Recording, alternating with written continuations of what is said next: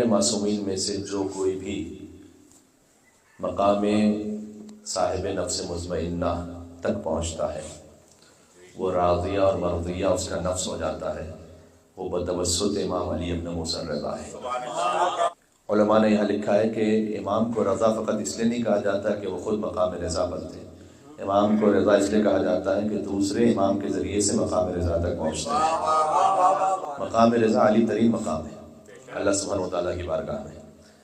خود کئی احادیث کا سلسلہ ہے اس پر کہ جو خدا کی رضا پر راضی ہوں، اس سے بڑھ کر ایک عبد کے لیے کوئی مرحلہ پر منزل ہو نہیں سکتی، بلکہ حضور نے یہ فرمایا ہے اللہ سبحانہ وتعالیٰ نے یہ کہا، یعنی حدیث قدسی، کہ اگر کوئی میری رضا پر راضی نہ ہو اور میری بھیجی ہوئی مصیبتوں پر صبر کرنے کو تیار نہ ہو تو اسے چاہیے کہ میرے علاوہ کسی اور رب کو ڈھونڈ لے اور اس کی عبادت شروع کر دے۔ یعنی اللہ سبحانہ وتعالیٰ کو مطلوب ہے ایک بندے سے کہ وہ اس کی رضا پر راضی رہے، اپنی تمام تر کوشش کے بعد جو اللہ سبحانہ وتعالیٰ نے اس کے لیے نصیب میں لکھا ہے اس پر راضی و رضا رہے۔ یہ اعلیٰ ترین منزل پر فائز امام علی ابن موسیٰ رضا علیہ السلام، اور اللہ کے بندوں میں سے جو اس مقام میں رضا پر فائز ہو وہ ہوتا ہے بتوسط مولا علی ابن موسیٰ رضا علیہ السلام۔ اللہم صل علی محمد۔ مختصر سی تبرکاً گفتگو ایک کرنا چاہوں گا۔ امام علیہ السلام کی ولادت کا دن گزرا ہے اور ماہ ذی القعدۃ الحرام منسوب ہے امام علی ابن موسیٰ رضا علیہ السلام سے۔ 11 ذی القعدہ امام رضا علیہ السلام کی ولادت ہے، 23 ذی القعدہ ایک روایت کے مطابق امام کی شہادت ہے، 25 ذی القعدہ جو روز دہو الارض ہے مخصوصی ہے امام علی ابن موسیٰ رضا علیہ السلام کی زیارت کی۔ 25 ذی القعدہ کا جو روزہ ہے وہ سال کے 4 بڑے روزوں میں سے ایک ہے، یعنی 25 ذی القعدہ کے روزے کو غدیر کے روزے کے برابر شمار کیا گیا، لیکن 25 ذی القعدہ وہ دن ہے کہ جب زمین بچھائی گئی۔ آپ جانتے ہیں دہو الارض انما خلقت السماء مبنیہ والارض مدحیہ۔ اللہ سبحانہ وتعالیٰ نے حدیث قصہ میں جو اللہ کا کلام ہے وہ یہ کہ انما خلقت السماء مبنیہ والارض مدحیہ، میں نے دہو الارض نہیں کیا مگر ان 5 کی محبت۔ تو دہو الارض ہے تراب کا دن اور غدیر ہے ابو تراب کا دن۔ 25 ذی القعدہ کو جو رسول اللہ کا حج کا سفر شروع ہوا تھا مدینہ سے، وہ اختتام ہوا تھا 18 ذی الحجۃ الحرام غدیر پر۔ تو دہو الارض کی غدیر سے بھی نسبت ہے۔ اگر ہو سکا تو اگلی شب جمعہ جو اسی مقام پر انشاءاللہ آپ کی خدمت میں حاضر رہیں گے تو کچھ باتیں عرض ہو جائیں گی، کیونکہ دہو الارض کی مناسبت قریب ہوگی۔ تو دہو الارض میں جو سب سے اہم عمل ہے وہ ہے روزہ رکھنا۔ میں نے عرض کیا سال کے 4 بڑے روزوں میں سے ایک ہے، دہو الارض میں ہے روزہ رکھنا۔ سید ابن طاؤس نے لکھا ہے کہ اس دن روزہ رکھنے سے بھی زیادہ افضل زیارت علی ابن موسیٰ رضا علیہ السلام کا۔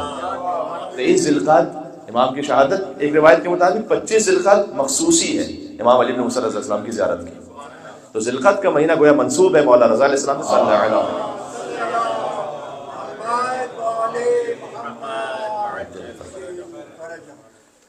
اس لیے آج کی شب جمعہ یہ گفتگو مخصوص رہے امام علی ابن موسیٰ رضا علیہ السلام سے۔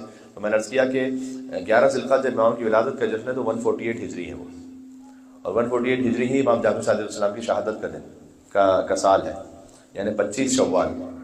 آپ کی خدمت میں چند ہفتوں قبل ایک مجلس خطاب ہم نے کیا تھا، 25 شوال کی مناسبت سے امام جعفر صادق علیہ السلام کی شہادت ہے، 148 ہجری ہی ہے وہ، اور 11 ذی القعدہ 148 ہجری امام رضا علیہ السلام کی ولادت ہے، یعنی امام جعفر صادق علیہ السلام کی شہادت کے 15 یا 16 دن بعد امام رضا علیہ السلام کی ولادت ہے۔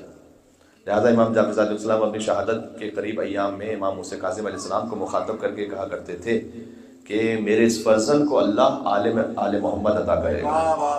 عالم آل محمد جو کہا امام رضا کو وہ صادق آل محمد نے کہا ہے، تو عالم آل محمد میرے اس فرزند کو اللہ عطا کرے گا۔ یا لیتنی ادرکتہ، کاش میں زیارت کر سکتا اس عالم آل محمد کی جو چند دنوں بعد دنیا میں آنے والا ہے۔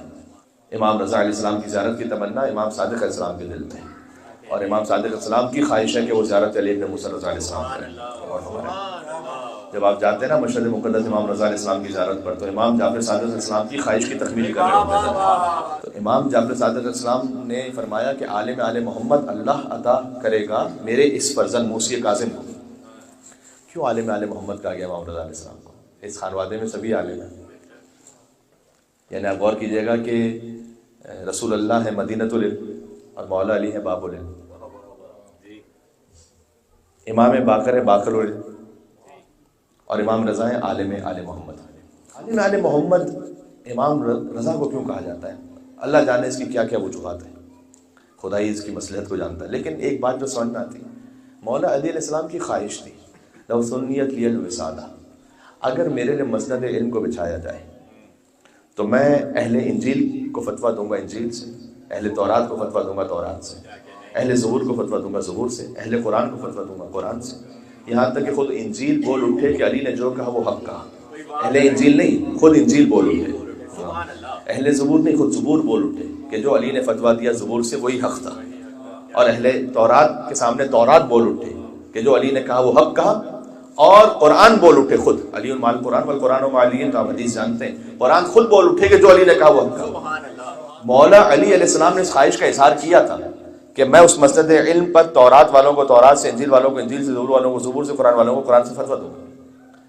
مولا علی کی خواہش پوری ہو نہیں سکی تھی، ایسی محفل ہمیں نہیں ملتی کہ مولا علیہ السلام نے یہ عمل انجام دیا ہو، اس لیے کہ وہاں پر اس طرح سے لوگ میسر نہیں تھے۔ علی ابن ابی طالب نے اس خواہش کو پورا کیا، علی ابن موسیٰ الرضا نے قانون کے دربار میں، کہ جب اہل انجیل بھی موجود ہیں، اہل تورات بھی موجود ہیں، اہل زبور بھی موجود ہیں، اور اہل قرآن بھی موجود ہیں، تو جو پہلے علی نے کہا تھا وہ آٹھویں علی نے کر کے دکھلایا۔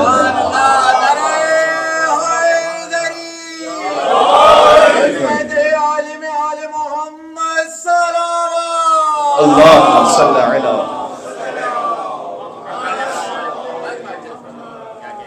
امام علیہ السلام جب تشریف لائے تو انہوں نے اسی طرح سے سلونی کہہ کر، جو ان کے جد نے فرمایا تھا، اسی سلونی کو کہہ کر امام علیہ السلام نے ہر اس بڑے عالم کو اس کی اپنی کتاب سے فتویٰ دیا کہ جو کتاب کا نسخہ اس کے پاس موجود تھا، یعنی انجیل کا نسخہ جو صاحب انجیل کے پاس موجود تھا، یعنی اس عالم کے پاس جو عیسائی عالم تھا، اور تورات کا نسخہ جو اس یہودی عالم کے پاس موجود تھا، امام علیہ السلام کہتے جاتے تھے کہ تیرے پاس یہ نسخہ انجیل کا، اس کا یہ جواب ہے، تیرے پاس یہ نسخہ تورات کا، اس سے یہ جواب ہے۔ تو اس خواہش کا جو مولا علیہ السلام کی تھی اس کو عملی طور پر پورا کیا امام رضا علیہ السلام نے، اس لیے شاید عالم آل محمد کا لقب بہرحال امام علی بن موسیٰ رضا علیہ السلام کو حاصل ہوا۔ تو امام علیہ السلام سے منسوب ایک دعا ہے، آپ دعائے توسل، جو کہ معمول ہے دعائے توسل، وہ جو پڑھتے ہی ہیں مومنین، لیکن ایک دعائے توسل غیر معروف ہے، دعائے توسل جو دوسری دعائے توسل کے نام سے لکھی ہوئی ہے مفاد الجنان میں، یہ تقریباً نہیں پڑھی جاتی ہمارے، اس کو بھی کبھی ایک دفعہ دیکھیے گا، اس لیے کہ جو دوسری دعائے توسل ہے اس میں ہر امام سے توسل تو ہے اللہ کی بارگاہ میں، لیکن ہر امام سے کیا مانگنا ہے اس کا توسل بھی ہے۔ اس میں امام رضا علیہ السلام کا توسل دیکھیے گا، اللہم انی اسألک بحق ولیک، اے پروردگار میں تجھ سے سوال کرتا ہوں تیرے ولی کے واسطے سے، الرضا، وہ ولی کے جو رضا ہے۔ اچھا، دعائے توسل جو معروف ہے اس میں ہے کہ یا ابا الحسن یا علی ابن موسیٰ الرضا، پہلے امام کا نام ہے، پھر امام کے بابا کا نام، پھر اس کے بعد امام کا لقب۔ یہاں پر برعکس ہے، اللہم انی اسألک بحق ولیک الرضا علی ابن موسیٰ، کہ میں سوال کرتا ہوں تجھ سے تیرے ولی کے حق کے واسطے سے جن کا لقب رضا ہے، جو علی ابن موسیٰ ہے۔ اللہ، میں سوال کیا کر رہا ہوں، سلمتنی بہ من جمیع اسفاری، کہ پروردگار میرے جتنے بھی قسم کے سفر ہیں ان سب میں تو مجھے علی ابن موسیٰ رضا علیہ السلام کے ذریعے سے سلامتی عطا فرما۔ امام سامن، امام کو ویسے نہیں کہا جاتا سفر میں، امام علیہ السلام کے نام کا ایک سکہ جاری ہوا تھا خلافت بنی عباس میں، کہ جب امام علیہ السلام نے ولی عہدی کو قبول فرمایا تھا، پہلے تو مامون یہ چاہتا تھا کہ خلافت قبول کر لیں تاکہ دنیا کے سامنے، خود حدیث میں، تاکہ دنیا کے سامنے ظاہر کیا جا سکے کہ آل محمد بھی دنیا دار ہے، جیسے ہی خلافت پیش کی گئی تو فوراً انہوں نے قبول کر لی۔ امام علیہ السلام نے اس کو رد کی، آپ جانتے ہیں کہ ان جملوں کے ساتھ کہ امام نے فرمایا کہ کیا یہ تیرا حق ہے یا تیرا حق نہیں ہے، اگر تیرا حق نہیں ہے تو مجھے دے نہیں سکتا، اگر تیرا حق ہے تب بھی دے نہیں سکتا، اللہ کی جانب سے ہے یا اللہ کی جانب سے نہیں ہے، اگر اللہ کی جانب سے ہے تو تیرے لیے تو مجھے دے نہیں سکتا، اور اگر اللہ کی جانب سے نہیں ہے جو تیرے پاس ہے ہی نہیں وہ کیسے دے سکتا؟ کہ اچھا نہیں، آپ کو ولی عہدی تو قبول کرنا پڑے گی ورنہ میں آپ کو قتل کر دوں گا۔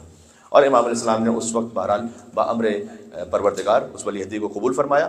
جب امام نے ولی عہدی کو قبول فرمایا تو ان کے نام کا سکہ جاری ہوا، اور مامون یہ چاہتا تھا کہ اس وقت کے جو علویین ہیں اور سادات ہیں ان کے دل میں عباسیوں کا جو ہیٹریٹ ہے وہ تھوڑا کم ہو سکے اور اس کی حکومت سٹیبلائز ہو سکے، تو اس وقت امام کے نام کا سکہ جاری ہوا۔ اب اگر کسی امام کے محب کے پاس امام کے نام کا سکہ آتا تھا تو اس کو آگے نہیں دیتے تھے، وہ امام کے نام کا سکہ رکھ لیتے تھے اپنے پاس۔ اور بھی سکے تھے کئی، لیکن ہر سکے پہ امام کا نام نہیں لکھا ہوا تھا، لیکن اگر کسی محب کے پاس وہ سکہ آ جاتا تھا کہ جس پہ علی ابن موسیٰ رضا علیہ السلام لکھا ہوتا تھا تو اس کو رکھ لیتے تھے۔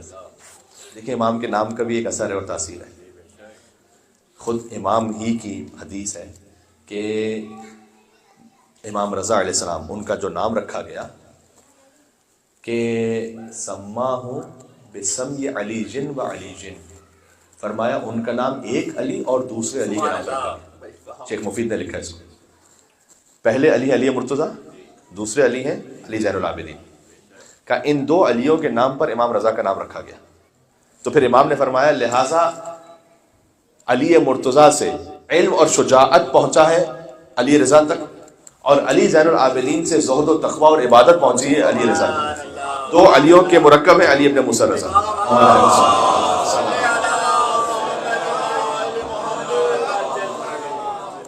میں ایک بات کہہ دوں، امام باقر علیہ السلام ایک مرتبہ گھر تشریف لے کے ایک بچہ آیا، امام نے کہا کہ مسمو کا، تیرا نام کیا ہے؟ اس نے کہا محمد۔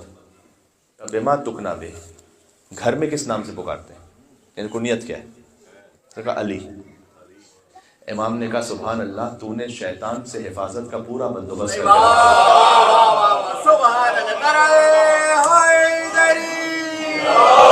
اللہم صلی علی مومنین تشریف لا رہے ہیں، تھوڑا سا ایک قدم آگے آئیے گا تاکہ مومنین سب ساتھ میں بیٹا آج آگے آ جائیے گا، جگہ بن جائے گی۔ اللہم صلی علی محمد۔ امام نے کہا لقد احتذرت من الشیطان احتذارا، تو نے شیطان سے حفاظت کا بندوبست کیا ہوا ہے، پورا بندوبست، کیونکہ تیرا نام محمد ہے اور پکارنے کا نام علی ہے۔ پتہ چلا ہم نام علی ہونا بھی ایک فضیلت ہے۔ کسی کا نام بھی اگر محمد ہے اور پکارا جانے والا نام علی ہے، تو محمد اور علی نام ایسے صاحبان فضیلت کے نام ہیں کہ ان کے نام پر جس کا نام ہے تو اس کے لیے بھی ایک فضیلت ہے، اس کے لیے بھی ایک شرف ہے۔ یعنی یہ کہ آپ مولا علی علیہ السلام کے نقش قدم پر جب چلنے کے لیے تو نا گویا ایک سٹیپ بن جاتا ہے، ایک سیڑھی بن جاتی ہے کہ کسی کا نام علی ہے تو انشاءاللہ پھر کردار میں بھی آہستہ آہستہ بڑھے گا۔ لیکن مولا علی علیہ السلام کو فقط ان کی اتباع کی جا سکتی، ان سے حسد نہیں کیا جا سکتا۔ بات کہتا ہوں، حسد کسی بھی مومن سے ہو تو غلط ہے۔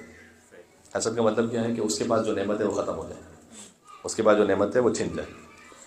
رشک اچھا ہے یا نہیں؟ رشک تو اچھا ہے، رشک یعنی اس کے پاس جو نعمت ہے وہ رہے لیکن مجھے بھی وہ نعمت مل جائے۔ تو حسد منفی ہے اور رشک مثبت ہے۔ فقط ذات علی بن ابی طالب وہ ہے کہ علی سے حسد بھی حرام ہے اور رشک بھی حرام ہے۔ اللہم صلی علی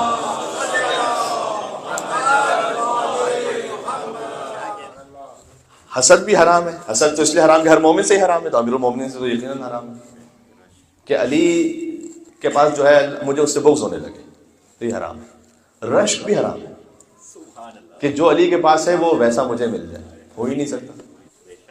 تو حضور نے فرمایا تھا، حضور ان اپنے ساتھ والوں سے جو ساتھ تھے مکہ مدینہ میں، حضور ان سے کہتے تھے کہ خبردار علی کا بغض نہ لے کر آنا اپنے دل میں، چاہے علی نے تمہارے باپ داداؤں کو کیوں نہ مارا ہو۔ اگر جنگ میں تمہارے باپ کو دادا کو بھی مارا ہے تو علی کا بغض نہیں لے کر آنا دل میں۔ تو مولا علی علیہ السلام سے نہ حسد ہو سکتا ہے نہ رشک ہو سکتا ہے، اس لیے کہ وہ مقام حاصل ہی نہیں ہو سکتا۔ علی جو نام ہے فقط علی کا اتباع ہو سکتا ہے، فقط ان کی پیروی ہو سکتی ہے۔ تو ان کے نام پر نام امام علی بن موسیٰ رضا کا رکھا گیا، امام زین العابدین کے نام پر بھی رکھا گیا۔ اس طرح سے امام رضا کا لقب بھی ابو الحسن ہے، جیسے کہ مولا علی کا لقب ابو الحسن ہے، اور امام موسیٰ کاظم علیہ السلام کا لقب بھی ابو الحسن ہے۔ تو اگر روایات میں ابو الحسن آئے تو اس سے مراد مولا علی ہیں، اور ابو الحسن ثانی آئے تو اس سے مراد امام کاظم ہے، ابو الحسن ثالث آئے اس سے مراد امام رضا ہے، اس تفصیل کے ساتھ۔ تو امام کا نام ہے علی اور کنیت ہے ابو الحسن، لقب ہے رضا۔ آخری بات اس پہ کر دوں بس، رضا امام کا لقب ہے۔ اس پر بھی ایک تاریخ میں آپ کو پوری گفتگو ملے گی کہ بعض لوگوں نے مشہور کیا اور امام تقی الجواد سے کہا یہ کہ آپ کے بابا کو کیا رضا اس لیے کہا جاتا ہے کہ مامون نے آپ کے بابا کو رضا کا لقب دیا تھا۔ امام بڑے غضبناک ہوئے اس پر، فرمایا کذب واللہ فجر، خدا کی قسم جھوٹ بولتے ہیں، فاسق و فاجر ہیں وہ، کہ مامون نے میرے بابا کو رضا کہا تھا۔ یہ آل محمد علیہ السلام کی فضیلت کو چھپانے کے لیے الگ الگ طریقے پہلے سے وضع کیے گئے ہیں، جن میں سے یہ کیونکہ رضا وہ لقب ہے جو شاید ائمہ علیہ السلام میں سب سے زیادہ کسی بھی اور نام کے ساتھ لگایا جاتا ہے، کسی بھی نام کو رکھنے کے لیے۔ محمد رضا، علی رضا، حسن رضا، حسین رضا۔ تو رضا وہ لقب ہے، شاید ائمہ علیہ السلام کے القاب میں سب سے زیادہ لقب کسی کا بھی نام رکھا جاتا ہے وہ رضا ہے۔ امام تقی الجواد سے کسی نے کہا کہ مامون نے، کیونکہ مامون راضی تھا آپ کے بابا سے، اللہ اکبر، تو کیا اس لیے رضا کہا گیا؟ اچھا، اس کا تھوڑا سا ایک پس منظر اور بیک گراؤنڈ یہ بھی ہے کہ مامون نے اس بات کا اہتمام کیا تھا کہ امام رضا کو وہیں دفن کیا جائے کہ جہاں ہارون رشید دفن ہے، اس کا باپ۔ کم لوگ جانتے ہیں جب آپ زری امام موسیٰ رضا پہ جاتے ہیں تو اس زری کے اندر ہارون رشید بھی ہے، اسی زری کے اندر ہارون رشید بھی ہے۔ ہارون رشید آیا تھا ایک جنگ لڑنے کے لیے خراسان کے علاقے میں، اس کا کیپٹل تو بغداد تھا۔ واپسی پر اس کی موت ہو گئی، اور اس کے آخری جملے کیا تھے اور کس طرح سے وہ ریگریٹ کر رہا تھا، وہ بھی تاریخ کا ایک پورا حصہ ہے کہ نہ میرا مال میرے کام آیا، نہ میری اولاد میرے کام آئی، نہ یہ سلطنت کام آئی۔ اس طرح سے وہ ریگریٹ کرتے ہوئے کچھ آیتوں کو بھی پڑھا تھا، تڑپ تڑپ کر وہ مر گیا۔ تو ہارون کی قبر بنی ایک مقام پر، جس مقام پر آج امام رضا کی قبر ہے۔ ہارون کی موت ہوئی ہے 193 ہجری میں، اور امام رضا کی شہادت ہے 203 ہجری میں، یعنی امام رضا کی شہادت سے 10 سال پہلے ہارون وہیں پر ہے۔ بلکہ 700 سینچری تک، آج ہے 1445، 700 سینچری تک اس مقام کو بقعہ ہارونیہ ہی کہا جاتا تھا۔ تو رضا بعد میں معروف ہوا ہے بقعہ ہارونیہ، ہارون کا بقعہ، کیونکہ اس مقام پر ایک گنبد بھی بنا دیا تھا مامون رشید نے اور بعد کے آنے والوں نے، اور بلکہ ایک حجرہ بھی بنایا تھا۔ جب ایسا ہوا نا کہ امام رضا علیہ السلام کی جب شہادت ہوئی تھی تو مامون نے یہ چاہا تھا کہ میرے باپ کے قدموں میں علی رضا دفن ہو۔ اب دیکھیں، دشمن اپنی تدبیر کرتا ہے، بلکہ مکر کرتا ہے، اللہ اپنا مکر کرتا ہے، اللہ بہترین مکر کرنے والا ہے۔ امام رضا علیہ السلام نے ابا سلب کو بھیجا تھا جہاں ہارون دفن تھا نا، وہاں پر کہا تھا جاؤ ہارون کی قبر کے چاروں طرف کی مٹی لے کر آؤ۔ تو مٹی لے کر آیا تھا۔ ابا سلب جب مٹی لے کر آئے تو امام علیہ السلام نے ایک طرف کی مٹی کو سونگا، کہا یہ میرے قبر کی خاک نہیں ہے۔ اس کے بعد دوسری طرف سے امام نے اس مٹی کو سونگا، امام نے کہا یہ بھی حصہ میری قبر کا نہیں ہے۔ تیسری طرف، چوتھی طرف، امام نے فرمایا یہ میرے قبر کی خاک ہے۔ مامون نے یہ چاہا کہ اب جب امام کی جب شہادت ہو گئی تھی تو امام کو ہارون رشید کے قدموں میں نعوذ باللہ دفن کیا جائے۔ اچھا، امام کا جنازہ چلا بھی وہاں پر اور پہنچا وہاں پر۔ اب ہارون کے جو قدموں کی جگہ تھی اس کی کھدائی شروع ہوئی۔ جیسی کھدائی شروع ہوئی تو وہاں پر ایک ایسا بڑا پتھر نمودار ہوا کہ تاریخ میں یہ لکھا ہوا ہے، یہ میں خطابت میں نہیں کہہ رہا، تاریخ میں لکھا ہوا ہے کہ خراسان کی ساری کدالیں منگوا لی گئیں تقریباً، مطلب شاید جو بھی اویلیبل ہوں گی، اور ہر کدال سے کوشش کی گئی کہ وہ پتھر توڑا جائے، وہ ٹوٹا ہی نہیں پتھر۔ تو وہاں پر قبر بنی نہیں پا رہی تھی، تو کیا کیا جائے؟ پھر اس کے بعد داہنے اور بہانے طرف کھودا گیا کہ کم سے کم داہنے یا بہانے طرف کسی جگہ امام کو دفن کر دے وہ۔ تو جیسی کھودا اس مقام کو تو اس میں سے پانی نکلا ہوا تھا، اور ابھی پانی ہٹانا چاہتے تھے کہ مچھلیاں نکلی۔ اب وہ مقام اس قابل نہیں کہ وہاں پر اور کسی کو دفن کیا جائے، بلکہ امام نے ابا سلب کو کچھ روٹیاں دی تھی، کہا جب وہ مچھلیاں نکلے نا تو انہیں یہ رزق دے دینا۔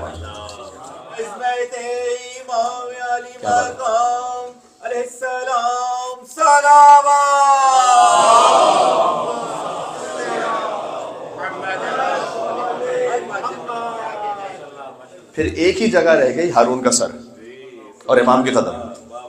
اس مقام کو کھودا گیا تو مقام فوراً کھدتا گیا اور اس پہ قبر بن گئی آرام سے۔ امام علیہ السلام کو دفن کیا کہ آج بھی جہاں امام کے قدم ہے وہاں ہارون کا سر ہے، بالکل ساتھ میں۔ اس طرح سے تدفین ہو گئی، اور بعد میں وہاں پر ایک حجرہ زری کا، مطلب زری بنائی گئی نا ایک طرح سے امام کی۔ تو اب امام علیہ السلام کی جب زری بنانے کی کوشش کی گئی تو امام کا جو جسد اطہر ہے اور جو قبر مبارک ہے وہ بالکل سینٹر میں نہیں آ رہی تھی۔ امام ایک کونے میں ہے ایک طرف نا، اوپر گنبد پہلے سے بن چکا تھا اور ایک حجرہ باہر بھی بن چکا تھا، تو اب اس کے اندر ہی زری بنانی ہے۔ آپ بات سمجھ رہے، میری بات ہو رہی؟ تو ہارون ہے درمیان میں، اور پھر زری جب کور ہو رہی ہے تو ہارون بھی اس میں ساتھ میں کور ہو رہا ہے، اور جب زری بن رہی ہے تو امام کے جو سر کا مقام ہے، اپنے امام کا سر کا جو مقام، وہاں سے حجرے میں بہت بلاکیج ہو رہا تھا، یعنی جگہ نہیں بچ رہی تھی، کیونکہ امام کے پورے قبر مطہر کو آپ کو کور کرنا ہے زری کے اندر۔ تو اب جو آلریڈی حجرہ بنا ہوا ہے اس میں اور زری میں امام کے سر کی طرف سے فاصلہ بہت کم رہ جاتا تھا، تو اب جو بھی گزرنے والا گزرتا تھا تو ہر ایک جانتا تھا کہ چونکہ یہاں ہارون کی قبر ہے لہٰذا یہ کرنا پڑا ہے۔ تو وہ کہتے ہوئے گزرتا تھا کہ مولا رضا کے قاتل پہ لعنت ہو جس کی وجہ سے یہاں پر گزرتے ہوئے زائروں کو تکلیف ہو رہی ہے. تو اللہ سبحانہ و تعالیٰ نے وہیں پر ایک خود بخود لعنت کا بھی اہتمام کر دیا. امام کو جب ایسے دفن کیا گیا تو دیبل نے ایک شعر لکھا ہے. وہ دیبل جس نے امام کی خواہش پر ایک مرثیہ کہا تھا, انہی دیبل نے امام کی قبر پر ایک شعر لکھا ہے, شر الناس بھی دفن ہے اور خیر الناس بھی دفن ہے. آپ مشرق سے کہیں اور بھی چلیں گے تو آپ کو مزہ آئے گا.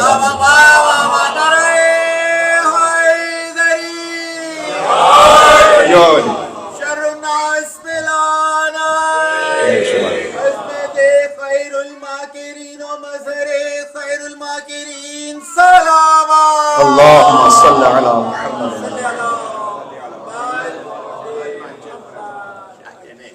دوسرا مصرع سناتا ہوں. دوسرا مصرع اور زیادہ لطیف کہ یہ وہ مقام ہے جہاں شر الناس بھی دفن ہے یعنی ہارون, خیر الناس بھی دفن ہے یعنی علی بن موسیٰ رضا. پھر اس نے کہا آگے کہ یعنی یہاں پر طیب بھی دفن ہے اور خبیث بھی دفن ہے. اور یہ اللہ اکبر, انہوں نے کہا یہ مقام اس بات کی دلیل ہے کہ اگر طیب اور خبیث ایک ساتھ دفن ہو جائیں تو نہ خبیث طیب کی طہارت میں کوئی کمی کر سکتا ہے, نہ طیب کے دفن ہونے سے خبیث کی خباثت میں کوئی کمی ہو سکتی.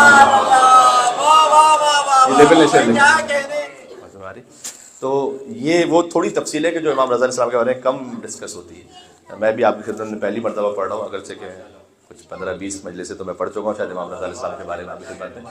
لیکن بہرحال یہ امام رضا علیہ السلام کے جو ایک دفن کی اپنی تفصیل ہے, اس میں اور بھی کچھ تفصیلات ہیں, وہ بھی کبھی اور صحیح, جو کہ آج بہرحال ولادت کا جشن ہے. لیکن میں چاہتا یہ تھا کہ دیبل کا اصل میں شعر آپ کو سناؤں کہ ایک مقام پر شر الناس خیر الناس, طیب خبیث سب ایک ساتھ دفن ہے, لیکن طیب کے ہونے سے خبیث کی خباثت کم نہیں ہوگی. اللہ اکبر.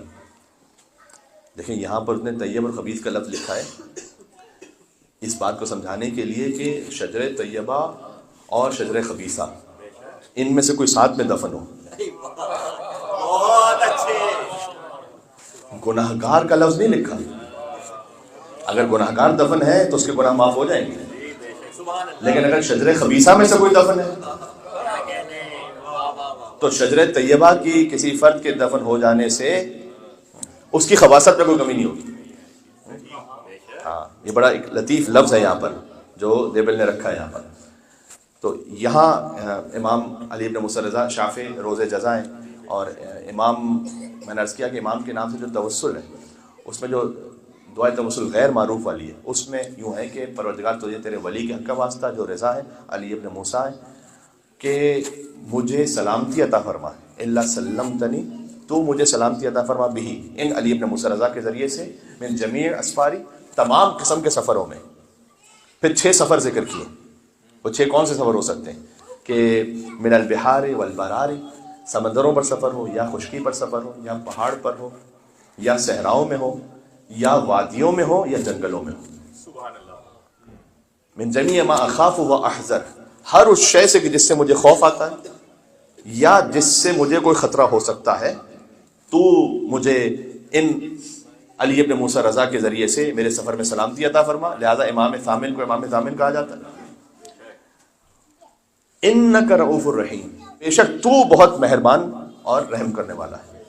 رؤوف امام رضا کا لقب بھی ہے اور اللہ کا نام بھی ہے, اور یہاں امام رضا کے توسل میں اللہ کو جس نام سے پکارا گیا وہ بھی رؤوف ہے, اور جن امام کا توسل ہے وہ بھی رؤوف ہے. رحیم یعنی مہربانی رکھنے والا, اور رؤوف یعنی شدت مہربانی جس کے وجود سے ظاہر ہو. اس لیے امام رؤوف ہیں. جب جاتے ہیں آپ امام کے حرم میں تو امام کی خاص ایک مہربانی کو آپ احساس کرتے ہیں.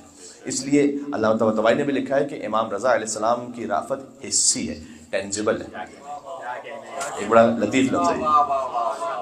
ویسے یہ ہوا سے خمسہ میں نہیں آ سکتی کسی کی رحمت, لیکن امام رضا علیہ السلام کی رحمت ٹینجیبل ہے, حسی ہے, یعنی فیل ہوتی ہے, آپ محسوس کرتے ہیں. خاص امام رضا علیہ السلام کی رحمت اور رافت کو محسوس کرتے ہیں.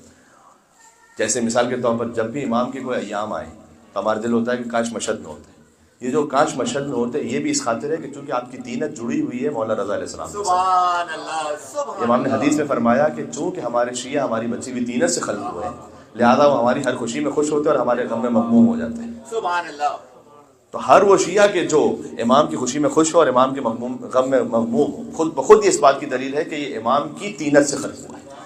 فاضل طینت سے، امام کا جو نور ہے وہ نور الگ ہے، لیکن جو دنیا میں بھیجی گئی امام کی جو طینت ہے جس سے امام علیہ السلام کا وجود ہے، وہ جو طینت ہے فاضل طینت ہے نا، اس سے جو بچی ہوئی طینت تھی اللہ سبحانہ وتعالیٰ نے ان کے شیعوں کو خلق فرمایا.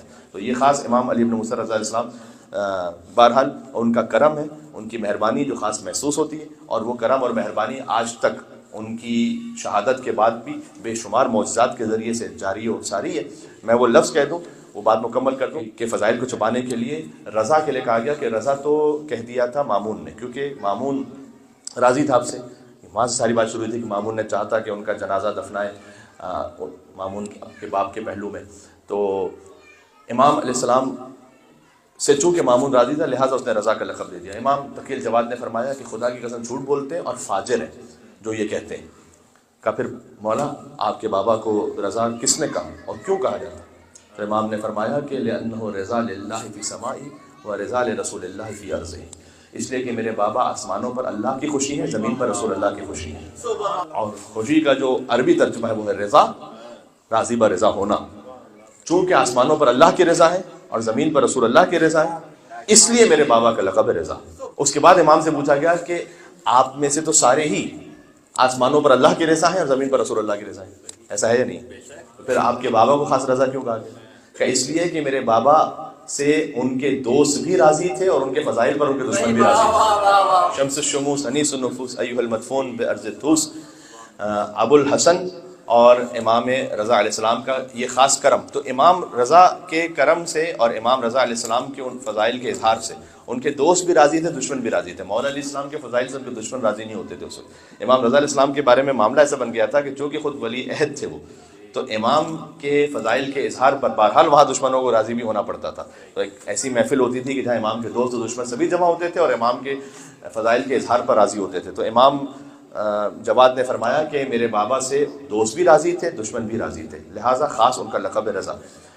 تو امام کے القاب پر آج گفتگو ہو گئی. امام کا نام ہے علی، دو علیوں کے نام پر. امام کا ایک لقب ہے رضا، امام کا ایک لقب ہے رؤوف، امام کا ایک لقب ہے عالم آل محمد. امام کے 50 القاب ذکر کیے گئے. صدیق، شہید، یہ امام علیہ السلام کے القاب میں سے کہ بہت زیادہ سچ بولنے والے. صدیق وہی لقب ہے کہ جو مولا علیہ السلام کا لقب ہے. ایک بات ہمیشہ ذہن میں رکھیے گا، شیعت کے لیے کہ جو مرکزی ترین ایک نقطہ عطف جس کو کہتے ہیں، یعنی وہ پوائنٹ کہ جہاں پر آ کر شیعت ایسی محفوظ رہی. شیعت کا مطلب ہے مذہب اہل بیت علیہ السلام، جو محفوظ رہا ہمیشہ کے لیے. اس میں کچھ اسباب ہیں درمیان میں، ان میں سے ایک اہم ترین عاشورہ ہے. آپ جانتے ہیں عاشور کے بعد ہجرت امام رضا علیہ السلام قیامت تک کے لیے تشیع کو بچا گئی. امام رضا علیہ السلام کی ہجرت سے پہلے امامت کا عقیدہ صحیح طور پر فقط خواص کے دماغ میں تھا، عوام کے دماغ میں نہیں. ہم جنرل عوام ایک بڑا عالم سمجھتے تھے کسی امام کو، واقع امام کی کیا شان ہے وہ نہیں سمجھتے تھے. امام خالی بڑے عالم نہیں، حجت خدا منصوص من اللہ ہے. تو مدینہ میں جب تک ائمہ علیہ السلام ہیں اس وقت تک کے حالات ایسے ہیں کہ وہاں پر کھل کر اس طرح سے اظہار کا موقع نہیں مل سکا کہ اصل امامت کی شان کیا ہے. پہلی بار امامت عوام الناس کے سامنے اپنے فضائل و کمالات کا اظہار کرے وہ علی بن موسیٰ رضی اللہ عنہ خراسان میں، جہاں پر ہندوستان سے بھی آئے ہوئے لوگ، جہاں پر یورپ سے آئے ہوئے لوگ، جہاں افریقہ سے آئے ہوئے لوگ، اور وہاں پر ایک عام اجتماع جہاں امام اسلام اپنے فضائل کمالات کا اظہار فرمائے. اور امامت کے عقیدے کو خواص سے نکال کر عوام کے دلوں اور دماغ میں بٹھانا، یہ کنٹریبیوشن ہے مولا رضا علیہ السلام. اس کا ثبوت میں آپ کو دوں، چھوٹا سا ثبوت. تو ثبوت یہ ہے کہ امام علیہ السلام نے عوام الناس کے دل و دماغ میں امامت کی شان کو ایسے بٹھا دیا کہ امام رضا کی شہادت کے بعد 8 برس کے امام محمد تقی الجواد کو امام ماننے میں شیعوں کو کوئی تکلیف نہیں، کوئی فرقہ نہیں بنانا. آپ دیکھیں امام رضا علیہ السلام سے پہلے ہر امام کی شہادت کے بعد کوئی نہ کوئی فرقہ بنا ہے سوائے امام علی بن موسیٰ رضی اللہ علیہ السلام کی شہادت. کیونکہ امامت کو اس معیار پر امام نے عام عوام کے دماغوں میں پہنچا دیا تھا کہ چاہے 2 دن کا بچہ بھی ہے اگر اللہ کی جانب سے ہے تو تعجب نہیں کرنا. یہ عام عوام سمجھ گئے تھے. لہٰذا امام رضا کی شہادت کے بعد آپ کو امام تقی الجواد علیہ السلام کی امامت کو ماننے والے جو شیعہ ہیں ان میں کہیں پر کوئی فرقہ ایسا نہیں بنا کہ جس نے یہ کہا کہ یار ابھی تو انہیں کیسے امام مانے، تو 8 برس کے بھی کسی اور کو امام مان لو. اس لیے امام رضا کی امامت کو ماننے والا 12 کا ماننے والا ہے، یہ میں آپ کو بتا چکا ہوں۔ اس لیے امام رضا علیہ السلام کا بطور امام جشن منانے والا وہ شیعہ اثنا عشری شیعہ ہی ہو سکتا ہے، سبحان اللہ، مولا علی میں ضروری بات نہیں ہے، امام حسن امام حسین کے لیے ضروری بات نہیں ہے۔ امام حسین کی امامت کے بعد زیدیہ فرقہ بنا ہے، زید شہید کو امام بننے والے بن گئے۔ امام جعفر صادق اسلام کی شہادت ان سے پہلے کیسانیہ فرقہ بنا، حضرت مختار کی امامت کو ماننے والے بھی بنے، محمد حنفیہ کی امامت کو ماننے والے بھی بنے، بعد میں اسماعیلی فرقہ بنا، محمد ابن اسماعیل کی امامت کو ماننے والے بن گئے، بعد اسماعیلیوں سے بوری فرقہ ایک بنا، تو 12 فرقہ بنے، فتحی مذہب بنا بعد میں۔ امام رضا علیہ السلام کے بعض بھائیوں نے خود امام رضا کی امامت کو نہیں مانا، اس پہ گفتگو ہو چکی۔ تو امام کے دور میں بھی فرقے بنے، لیکن امام رضا کی شہادت کے بعد جس نے 8ویں کو مانا اس نے 12ویں تک مانا۔ سبحان اللہ، رضا علیہ السلام کی امامت کی خاص بات ہے، اس لیے حدیث میں آیا ہے کہ امام رضا علیہ السلام کی زیارت ایک اعتبار سے تمام ائمہ سے افضل ہے، اس لیے کہ باقیوں کے پاس اپنے بھی جاتے ہیں، غیر بھی جاتے ہیں، 8ویں امام کے پاس فقط اپنے آتے ہیں۔ سبحان اللہ، زیارت امام علی رضا علیہ السلام، صلوات اللہم صلی علی